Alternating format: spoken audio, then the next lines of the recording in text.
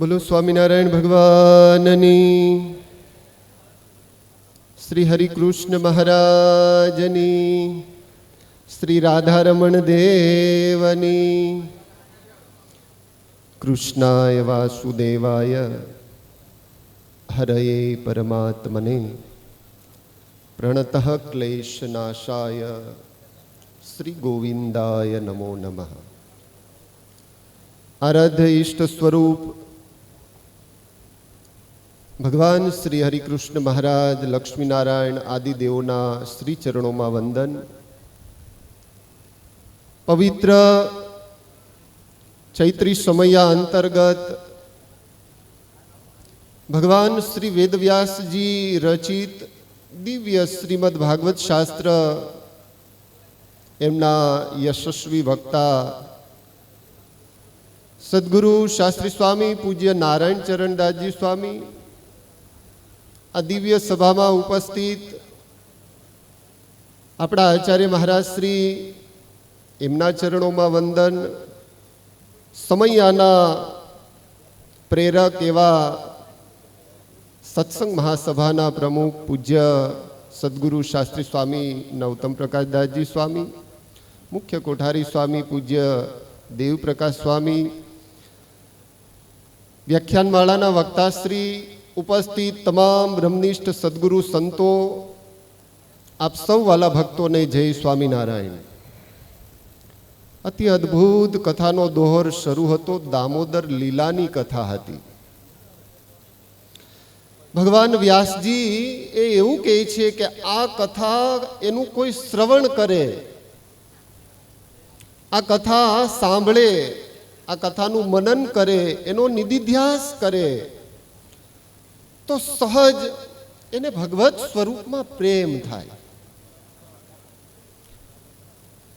ભાગવતજીની બધી જ કથાઓ બહુ મનોહર, બહુ દિવ્ય,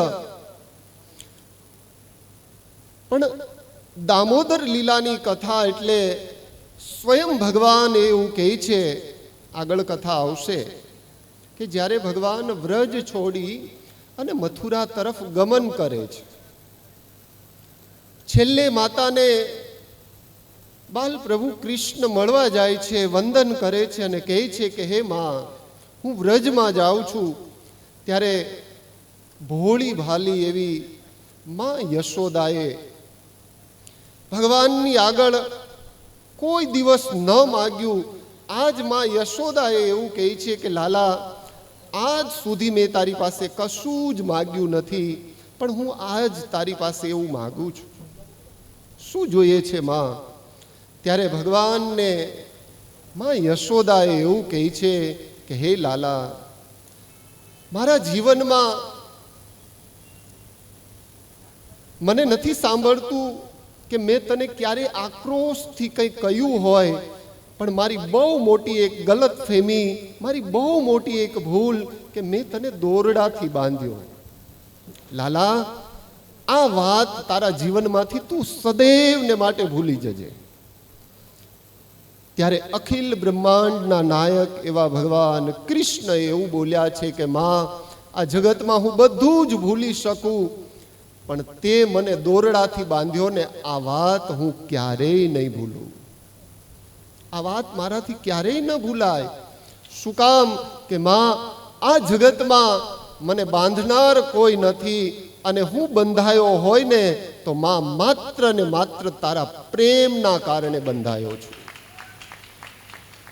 વાલા ભક્તો, આપણે બહુ ભાગ્યશાળી છીએ. જ્યારે હું આવ્યો ત્યારે પૂજ્ય સ્વામીજી એક બહુ સરસ વાત કહી રહ્યા હતા કે આજે બરાબર 204 વર્ષ થયા. આજના દિવસે અક્ષરાધિપતિ ભગવાન સહજાનંદ સ્વામીએ વરતાલનું ખાત મુહૂર્ત કર્યું હોય. આવો પવિત્ર દિવસ છે.